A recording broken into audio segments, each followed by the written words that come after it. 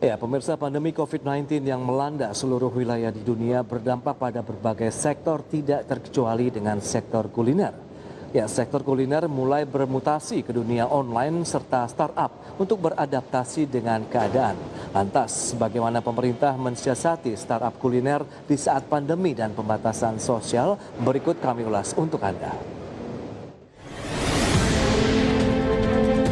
Pelaku usaha kafe dan restoran telah mengantisipasi potensi lambannya pemulihan usaha di tengah tren makan di tempat yang sulit kembali ke situasi sebelum pandemi COVID-19. Di sisi lain, sumber daya manusia dan kemampuan mengelola usaha di bidang online masih menjadi hambatan dalam berkembangnya bisnis di bidang online atau startup kuliner. Startup dapat memberikan solusi digital bagi UKM untuk mempertahankan bisnis mereka dengan cara meningkatkan efisiensi bisnis dan mengurangi biaya serta memudahkan operasi mereka. Dengan dukungan semacam ini, diharapkan ada dampak positif bagi UKM Indonesia. Pandemi corona dan sejumlah tantangan di sektor kuliner tak menghentikan minat para investor untuk menanamkan modal di startup makanan dan minuman Indonesia. Setidaknya ada 6 perusahaan rintisan di bidang ini yang memperoleh pendanaan total 128 juta dolar Amerika atau sekitar 1,8 triliun rupiah. Pemerintah membutuhkan lebih banyak mitra bagi bisnis kuliner untuk menyadari potensi teknologi dalam mengembangkan bisnisnya. Pandemi COVID-19 juga berpengaruh terhadap perdagangan di Indonesia, yakni adanya perubahan pola perdagangan yang semula dilakukan secara offline menjadi online agar usahanya tetap berjalan. Pemerintah Indonesia melalui Kementerian Pariwisata dan Ekonomi Kreatif terus mendukung pelaku usaha ekonomi kreatif di bidang kuliner untuk bertransformasi dan memanfaatkan peluang di tengah pandemi seperti sekarang. Berbagai sumber ada exchange. Ya, pemirsa, ternyata pandemi COVID-19 dan juga sejumlah tantangan ini tidak menghentikan minat para investor untuk memberikan suntikan dana kepada startup kuliner. Lantas siapa saja startup kuliner yang diberikan suntikan dana oleh investor? Kita akan membahas topik yang menarik ini bersama dengan rekan Mangi Ferracong. Ya, halo. Selamat siang, Mangi. Ya, halo, selamat siang, Pras. Ya, Mangi, mungkin bisa diceritakan ini laporan dan mungkin data-data yang sudah kamu himpun ya terkait dengan startup yang akan mendapatkan dana segar dari investor. Silakan.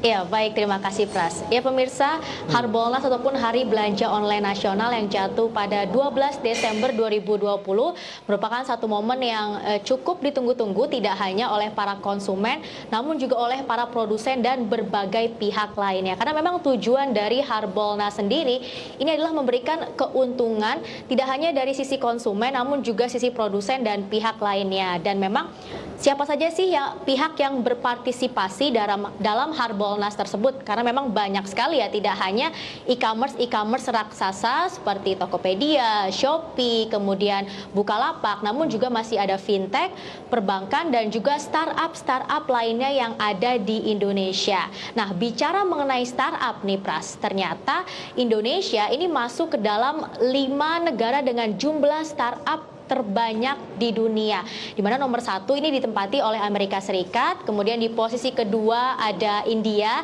di posisi ketiga ada Inggris, kemudian di posisi keempat ini ada Kanada, dan di posisi kelima ada Indonesia. Artinya memang Indonesia ini merupakan satu-satunya negara yang berasal dari Asia Tenggara ya, dengan jumlah startup terbanyak di dunia. Dan memang menurut data dari Menkominfo sendiri di 2019 saja, untuk jumlah startup di Indonesia ini sudah lebih dari 2.000 startup yang memang banyak sekali untuk jenisnya ya, mulai dari startup kuliner, kemudian startup kesehatan, pertanian, fashion maupun game.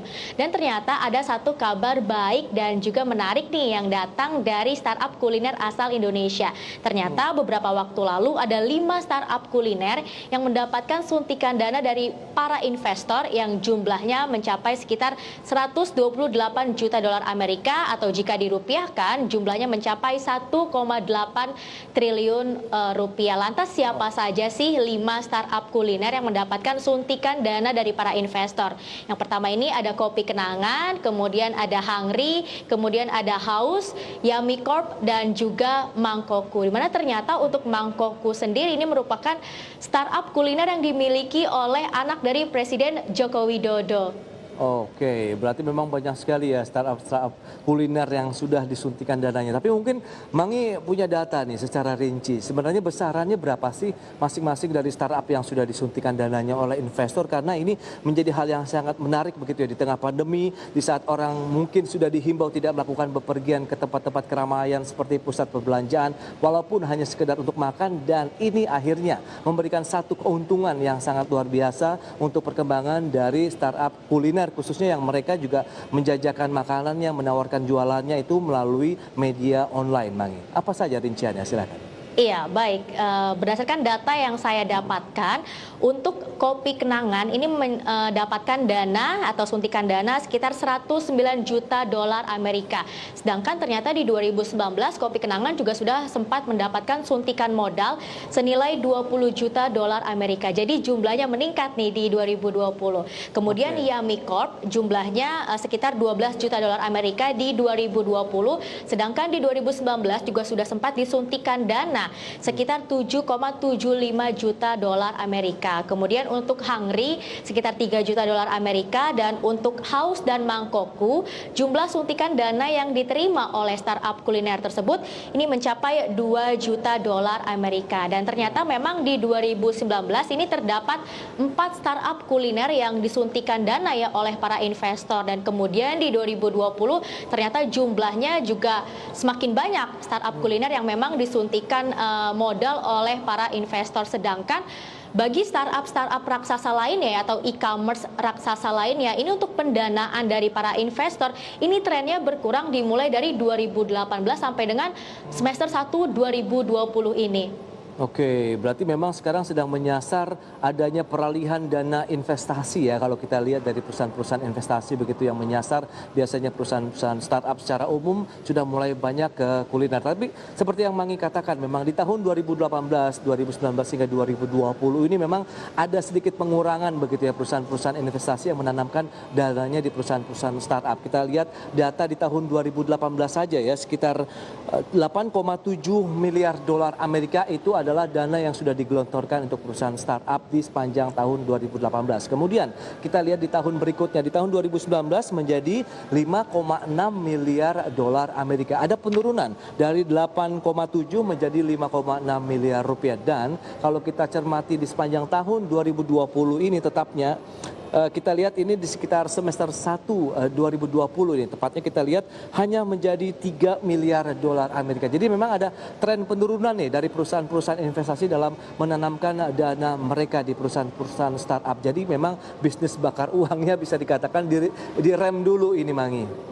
Iya, tapi ternyata adanya pandemi COVID-19 dan juga sejumlah tantangan ini tidak menyurutkan minat para investor ya untuk menyuntikkan dana terutama bagi startup kuliner yang ada di Indonesia. Betul. Dan kalau kita lihat sebenarnya ada alasan apa sih sebenarnya para perusahaan-perusahaan investasi ini menanamkan dana mereka di startup kuliner begitu? Adakah suatu momen yang tepat begitu, ataukah ada nanti suatu hal yang menjanjikan keuntungan luar biasa bagi perusahaan investasi tersebut?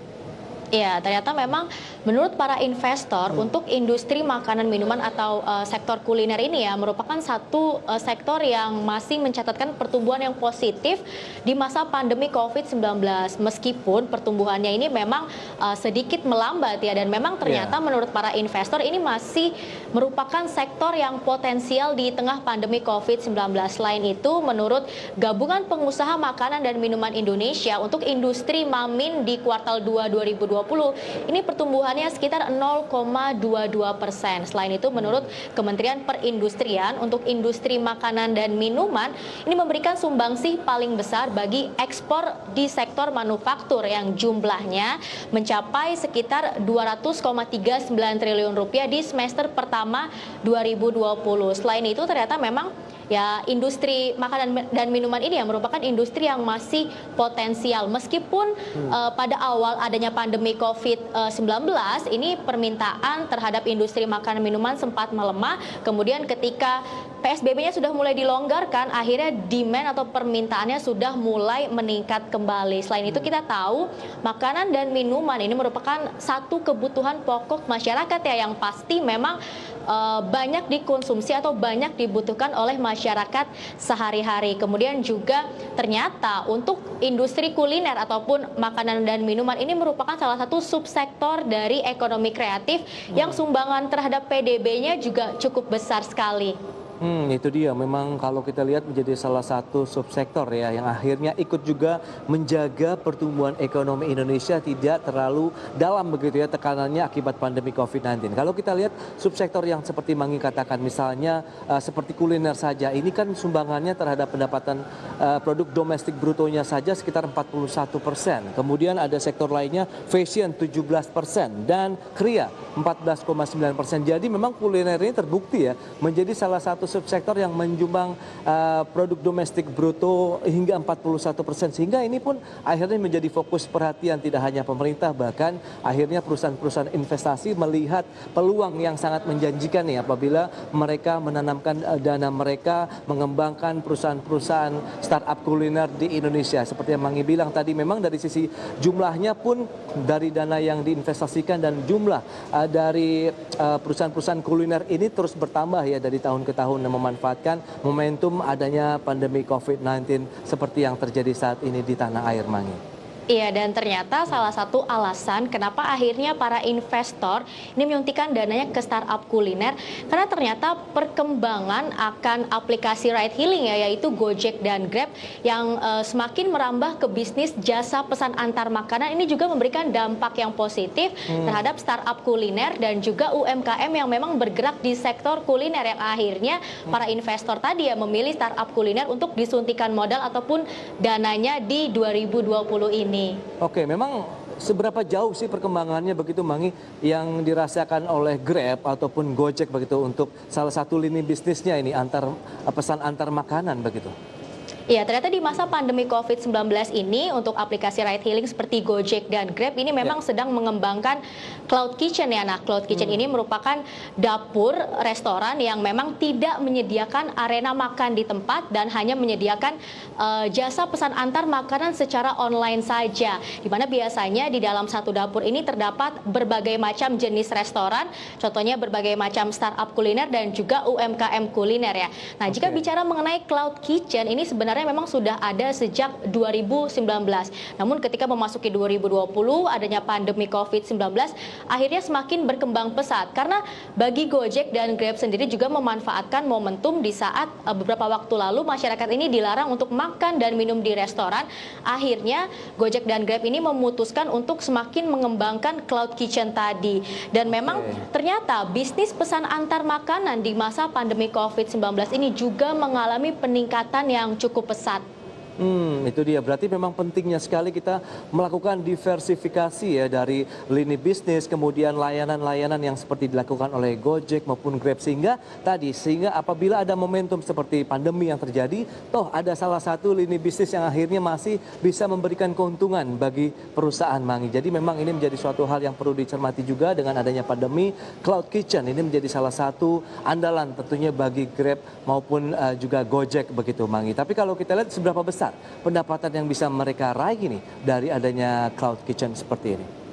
Ya, tentunya bisnis jasa pesan antar makanan melalui cloud kitchen ini memberikan sumbangan yang cukup besar ternyata bagi aplikasi ride hailing seperti Gojek dan juga Grab dibandingkan lini bisnis yang lainnya. Dimana kita tahu untuk saat ini Gojek dan Grab ya ataupun startup raksasa lainnya ini sudah mulai merambah lini bisnis lainnya, contohnya seperti investasi, kemudian juga untuk nyalon pun sebenarnya kita bisa ini lewat Gojek dan juga Grab yang memang mereka ini arahnya nantinya untuk menjadi super app. Dan ternyata bisnis kuliner ataupun jasa pesan antar makanan cloud kitchen ini memang yang paling tumbuh positif dibandingkan lini bisnis lainnya. Selain itu, menurut CEO dari Gojek sendiri yaitu Andre Sulistyo, terjadi peningkatan jasa pesan antar makanan sekitar 70-80% di masa pandemi COVID-19 ini. Selain itu, cloud kitchen sendiri ya juga diproyeksikan ini semakin efektif dan juga bisa membuat efisien, karena bagi produsen sendiri atau bagi startup dan UMKM kuliner ini tidak perlu tertekan akan biaya sewa dan juga pembayaran pramusaji ataupun karyawan, karena memang mereka ini tidak menyediakan arena untuk makan atau minum di tempat, hanya melayani jasa antar makanan secara online. Kemudian ternyata Grab dan Gojek ini juga tidak hanya menggait para startup kuliner yang sudah besar, namun juga menggait para UMKM untuk bergabung bersama mereka di dalam Cloud Kitchen ini. Luar biasa, dan ini patut diapresiasi ya Mangi, karena sesuai dan sejalan juga ini dengan keinginan pemerintah bagaimana UMKM bisa berkembang begitu. Tidak hanya di sektor lain, tapi kuliner pun bisa menjadi salah satu UMKM yang bisa berkembang dengan memanfaatkan Cloud Kitchen yang seperti Mangi katakan. Karena dari beberapa tadi aplikasi transportasi yang sudah menggunakannya seperti Grab itu sudah menjalin kerjasama dengan 450.000 nih UMKM yang bisa menjadi bagian dari mitra mereka. Kemudian Gojek bahkan lebih besar lagi, 900.000 UMKM yang dijaring begitu, yang mereka diajak untuk bekerja sama. Jadi memang ini peluang yang sangat menjanjikan untuk sektor UMKM memanfaatkan pandemi. Jadi mereka tidak harus mengeluarkan biaya besar, misalnya memang harus menyewa tempat, menyewa toko misalnya untuk mengembangkan bisnis mereka. Salah satunya ya yang kita bahas hari ini adalah sektor kuliner. Jadi Cloud Kitchen ini bisa menjadi salah satu peluang yang menjanjikan. Mereka masih bisa mendapatkan pekerjaan, masih bisa mendapatkan pendapatan begitu dengan memanfaatkan pandemi, tapi tetap ada cuan yang bisa didapatkan, Mangi. Iya, ternyata memang Cloud Kitchen sendiri ini merupakan salah satu langkah ya refocusing dari Gojek dan Grab di tengah pandemi COVID-19.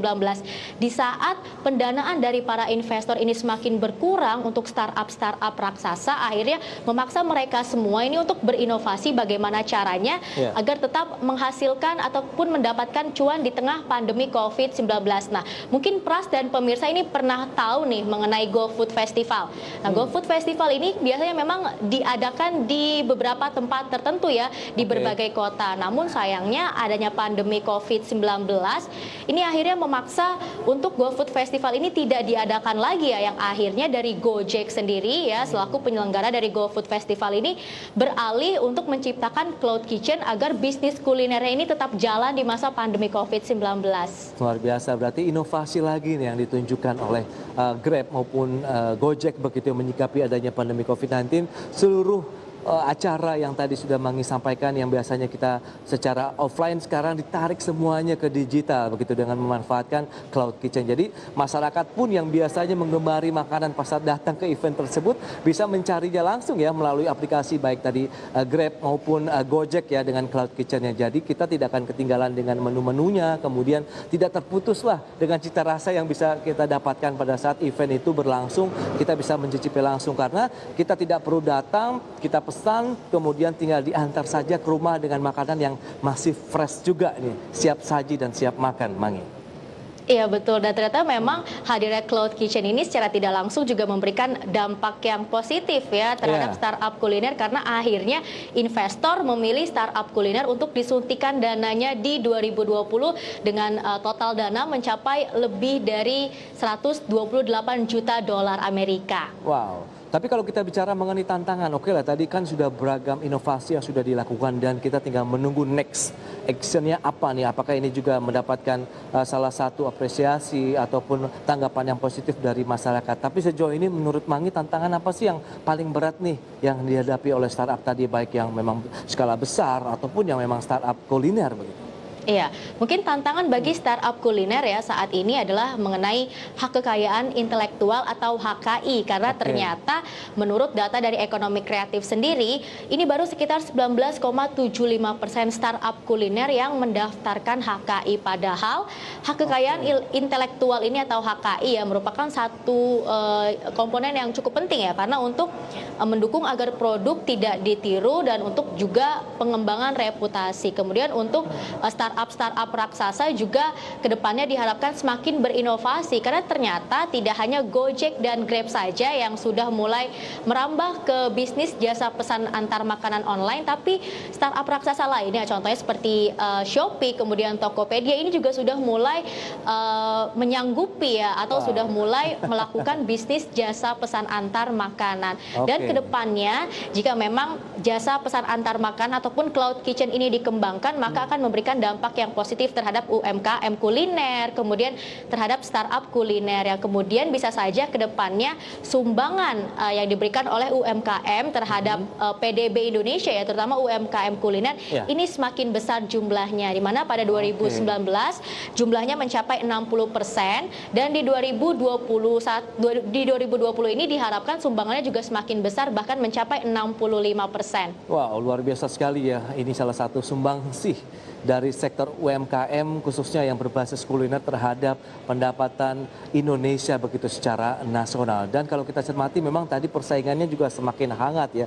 Pemainnya berarti tidak hanya Gojek, Grab begitu, bahkan beberapa aplikasi lainnya pun juga sudah mulai menyasar masuk ke salah satu makanan yang tadi dipesan kemudian diantar. Karena memang ini salah satu bisnis yang menjanjikan ya di tengah pandemi, orang tidak boleh kemana-mana, dengan apalagi diperketat ya dengan adanya kasus-kasus positif yang terus bertambah di Indonesia maupun dunia, sehingga ini menjadi peluang yang menjanjikan. Paling tidak kita tidak tahu meskipun sudah ada vaksin COVID-19 kemudian vaksinasi sudah mulai berjalan di sejumlah negara, tapi kita tidak tahu kapan pandemi ataupun COVID-19 ini akan berlalu dari bumi ini, Mangi. Jadi memang selama itu masih belum bisa memberikan kepastian, selama itu pula peluang-peluang yang bisa diraih oleh perusahaan-perusahaan yang memiliki inovasi ya. Karena kita tahu di era digital seperti saat ini adalah yang dibutuhkan adalah inovasi. Bagaimana teknologi bisa dimanfaatkan dengan baik sehingga memberikan pelayanan, kemudian di satu sisi juga bisa memberikan benefit bagi perusahaannya itu sendiri, Mangi.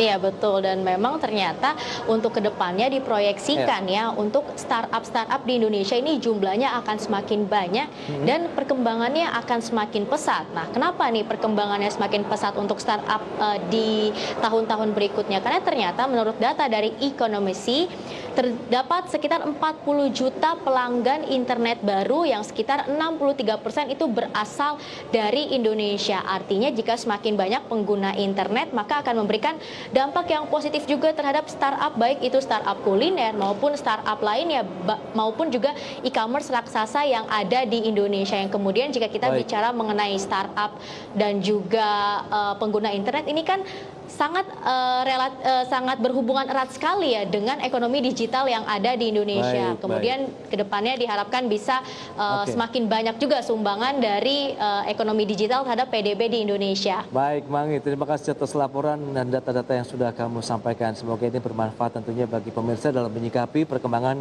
bisnis kuliner secara digital. Selamat melanjutkan aktivitas Mangi. Baik, terima kasih Pras. Ya, pemirsa, jangan beranjak dari tempat Anda. Di segmen berikutnya kami akan hadir dengan infografis terkait dengan perusahaan-perusahaan ataupun emiten-emiten yang bergerak di sektor konsumsi apa saja. Saat lagi.